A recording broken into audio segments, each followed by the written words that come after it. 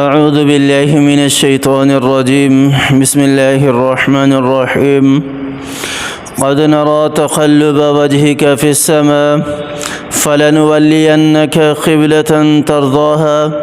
فول وجهك شطر المسجد الحرام وحيث ما كنتم فولوا وجوهكم شطره وإن الذين أوتوا الكتاب ليعلمون أنه الحق من ربهم وما الله بغافل عما يعملون صدق الله العظيم۔ اللہ تعالیٰ نے اس آیت کے اندر آپ صلی اللہ علیہ وسلم کی ایک دلی خواہش کو ذکر کیے ہے۔ آقا دو جہاں حضرت محمد مصطفیٰ صلی اللہ علیہ وسلم نے اس کائنات کے اندر دو خواہشیں فرمائی ہیں، دو ایسی چیزیں ہیں جن کی آقا دو جہاں نے دلی خواہش کی ہے، اس کے علاوہ ایسی کوئی چیز نظر سے نہیں گزری جس کی آپ صلی اللہ علیہ وسلم نے دلی خواہش ذکر کی ہو۔ ان میں سے ایک چیز تو اللہ تعالیٰ نے یہاں ذکر کی ہے اس آیت کے اندر، اور دوسری چیز یہاں پر اللہ تعالیٰ نے ذکر کی ہے کہ بیت اللہ کی طرف منہ کر کے نماز پڑھنا لازمی ہے، ضروری ہے ہر جگہ پر یا نہیں، اس مسئلے کی وضاحت ہے۔ دوسری چیز اس آیت کے اندر یہ ذکر کی گئی ہے۔ آتے ہیں کہ آپ صلی اللہ علیہ وسلم نے کون سی خواہش ہے جو ذکر کی ہے۔ ہم نے تو بارہا سنا ہے کہ آپ صلی اللہ علیہ وسلم نے کبھی کوئی خواہش نہیں کی۔ آج میں بتاتا چلوں کہ آپ صلی اللہ علیہ وسلم نے دو خواہشیں کی ہیں۔ پہلی خواہش یہاں ذکر کی کہ جب آپ صلی اللہ علیہ وسلم بیت المقدس کی طرف منہ کر کے نماز پڑھتے تھے تو اس وقت آپ صلی اللہ علیہ وسلم آسمان کی طرف یوں نظر اٹھا کر دیکھتے تھے اور اللہ تعالیٰ سے دعا کرتے تھے کہ یا اللہ بیت اللہ کو قبلہ بنا دے، بیت اللہ کو قبلہ بنا دے۔ آپ صلی اللہ علیہ وسلم کی دلی خواہش تھی کہ قبلہ جو ہے وہ بیت اللہ ہونا چاہیے، قبلہ جو ہے وہ قبلہ اول ہونا چاہیے۔ کون سا قبلہ اول؟ بیت اللہ۔ پہلے بھی بیت اللہ قبلہ تھا، پھر بیت المقدس کو بنایا گیا قبلہ، اور اس کے بعد پھر دوبارہ بیت اللہ کو ہی قبلہ بنا دیا گیا۔ آپ صلی اللہ علیہ وسلم کی یہ دلی خواہش تھی۔ آپ صلی اللہ علیہ وسلم ہجرت کے وقت جب ہجرت کر کے جا رہے تھے تو راستے میں احادیث کے اندر آتا ہے، مفہوم اس طرح ہے کہ آپ صلی اللہ علیہ وسلم مڑ مڑ کر بیت اللہ کو دیکھتے تھے۔ اتنی محبت تھی آپ صلی اللہ علیہ وسلم کو بیت اللہ سے، اتنا لگاؤ تھا، اتنا لگاؤ تھا۔ اور محبت کیوں نہ ہو، بیت اللہ کا گھر ہے ہی ایسا، اللہ کا گھر ہے ہی ایسا۔ یہ حضرت ابراہیم علیہ السلام کی دعا کا ثمر ہے، یہ حضرت ابراہیم علیہ السلام کی دعائیں ہی ہیں بیت اللہ کے لیے کہ لوگ ساری کائنات، ساری دنیا میں سے کونوں کونوں میں سے آتے ہیں بیت اللہ کی زیارت کرنے کے لیے، طواف کرنے کے لیے، غلاف کعبہ کو چومنے کے لیے۔ اللہ تعالیٰ نے یہاں ذکر کیا قد نرى تقلب وجهك في السماء۔ کیسے پیارے الفاظ ہیں، کتنے پیارے الفاظ ہیں اللہ کے۔ قد نرى تقلب وجهك في السماء، یہ اللہ کے الفاظ ہیں، یہ قرآن اللہ کا کلام ہے۔ جس طرح اللہ تعالیٰ ہمیشہ سے ہیں اور ہمیشہ رہیں گے، اسی طرح اللہ کا یہ کلام ہمیشہ سے ہے اور ہمیشہ رہے گا۔ اس کو فنا کوئی نہیں ہے، اس کو فنا کوئی نہیں ہے۔ یہ اللہ نے کلام ہمیں دیا، مجھے دیا، آپ کو دیا، یہ بہترین کلام، عظمت والا کلام، یہ فضیلت والا کلام، اس کو تو ویسے ہی سینے سے لگاؤ نا تو سینے کے اندر ٹھنڈ آ جاتی ہے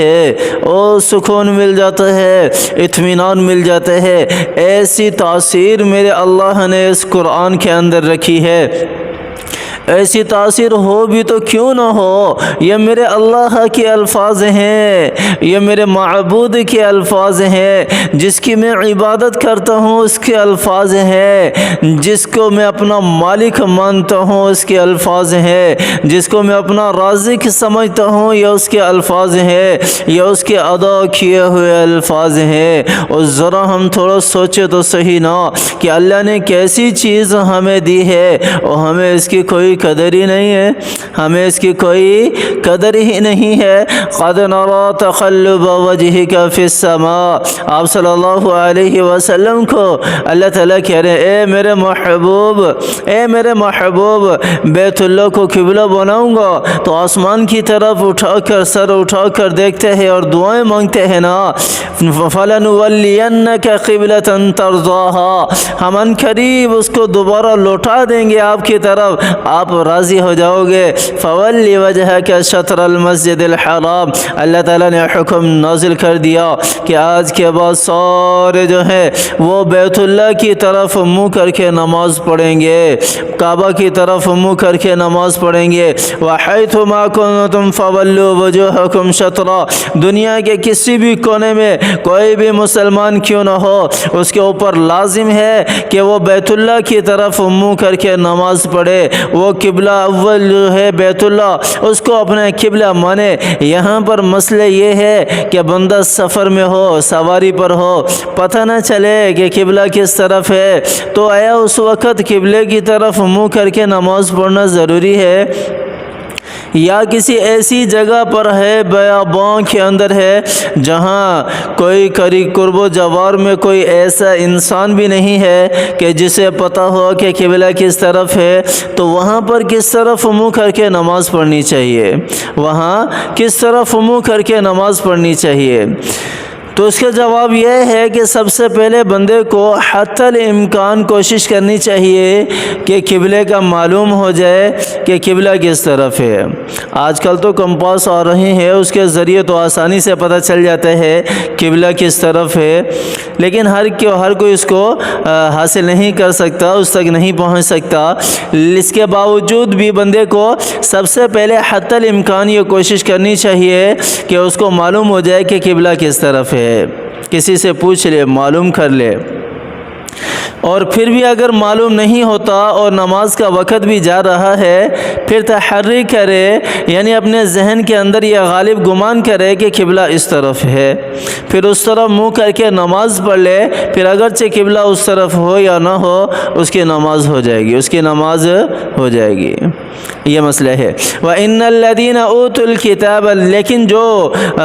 مکہ مکرمہ کے اندر رہنے والے ہیں ان کے لیے لازمی ہے کہ بالکل جہت جو ہے وہ قبلے کی طرف ہونی چاہیے۔ ہاں جو دور ممالک کے رہنے والے ہیں ان کے لیے سمت قبلہ ہے، قبلے کی طرف منہ کر کے نماز پڑھنا ہے۔ ہاں اگر بالکل قبلے کی طرف رخ ہو جاتا ہے تو ٹھیک ہے، اور بھی اچھی بات ہے۔ اگر بالکل قبلے کی طرف نہیں ہوتا، سمت قبلہ ہو جاتا ہے تو بھی ٹھیک ہے، تو بھی اس کی نماز ہو جائے گی۔ لیکن مکہ مکرمہ میں جو رہنے والے ہیں ان کے لیے لازمی ہے کہ وہ قبلے کی طرف بالکل رخ کر کے نماز پڑھیں۔ وَإِنَّ الَّذِينَ أُوتُوا الْكِتَابَ لَيَعْلَمُونَ أَنَّهُ الْحَقُّ مِنْ رَبِّهِمْ، اور وہ لوگ جن کو کتاب دی گئی، یعنی جو اہل کتاب ہیں ان کو مخاطب کیا جا رہا ہے، اللہ تعالیٰ انہیں ارشاد فرما رہے ہیں، کہہ رہے ہیں کہ یہ اللہ تعالیٰ کی طرف سے ہے، تمہیں بھی پتہ ہے، اہل کتاب کو بھی پتہ۔ لَيَعْلَمُونَ أَنَّهُ الْحَقُّ، وہ جانتے ہیں کہ یہ قبلے کی تحویل جو ہے یہ حق ہے، انہیں پتہ تھا کہ نبی جو آئے گا وہ قبلہ بیت اللہ کو بنائے گا، خانہ کعبہ کو بنائے گا، انہیں پتہ تھا کہ یہ نبی بھی سچا ہے، انہیں پتہ تھا کہ یہ نبی پر نازل ہونے والی کتاب بھی سچی ہے، سب کچھ ان کو پتہ تھا، لیکن انا کی وجہ سے، عناد کی وجہ سے وہ ایمان نہ لائے اللہ پر، اللہ کے رسول پر۔ وَمَا اللَّهُ بِغَافِلٍ عَمَّا يَعْمَلُونَ، اور اللہ تعالیٰ کی ذات کہہ رہی ہے یہ جو کچھ بھی چھپاتے ہیں نا لوگوں سے، لوگوں کو بتاتے بھی نہیں ہے اور خود بھی بیان نہیں کرتے اور خود بھی اس پر عمل نہیں کرتے اور لوگوں کو بھی نہیں بتاتے، تو اللہ تعالیٰ اس چیز سے غافل نہیں ہے، اللہ تعالیٰ ان کے ان اعمال سے غافل نہیں ہے، اللہ تعالیٰ کو سب پتہ ہے، سب پتہ ہے جو کچھ بھی وہ کرتے ہیں۔ اس لیے کہتے ہیں نا کہ آنا پرستی میں نہیں آنا چاہیے، اپنے اندر تواضع ہونی چاہیے، تواضع ہونی چاہیے، جھکنے والا عمل ہونا چاہیے۔ جھکنے والی صفت جو ہے یہ سب سے اعلیٰ صفت ہے، جھکنے والی جو صفت ہے یہ سب سے بہترین صفت ہے، سب سے بہترین صفت ہے، اور اللہ کو سب سے زیادہ پسند ہے، سب سے زیادہ پسند ہے۔ آپ صلی اللہ علیہ وسلم کی حدیث بھی ہے نا، من تواضع للہ رفعہ اللہ، جس نے تواضع اختیار کیا اللہ تعالیٰ اس کے مقام کو بلند کر دیتے ہیں، اس کے مقام کو بڑھا دیتے ہیں۔ اللہ تعالیٰ ہمیں قرآن پر عمل کرنے کی توفیق عطا فرمائے، اللہ تعالیٰ ہمیں قرآن کو سمجھنے کی، اس کو اپنانے کی توفیق عطا فرمائے، اللہ تعالیٰ شریعت کے مطابق زندگی گزارنے کی توفیق عطا فرمائے۔ اللہ تعالیٰ مجھے بھی اور میرے پیاروں کو بھی صحت یابی والی زندگی دے، دنیاوی اور اخروی ذلت و رسوائی سے اللہ کی ذات ہماری حفاظت فرمائے، میری بھی اور میرے پیاروں کی بھی حفاظت فرمائے، محتاجی اور معذوری سے اللہ تعالیٰ میری بھی اور میرے پیاروں کی بھی حفاظت فرمائے، سب کی حفاظت فرمائے۔ عافیت والی زندگی چاہتے ہیں، ایمان والی زندگی چاہتے ہیں، اللہ تعالیٰ عافیت والی زندگی دے، ایمان والی زندگی دے، اور خاتمہ بالخیر ہو، ایمان پر ہو، موت کی سختی سے اللہ کی ذات حفاظت فرمائے، قرآن سے محبت کرنے کی توفیق عطا فرمائے۔ آمین ثم آمین، وآخر دعوانا ان الحمد للہ رب العالمین۔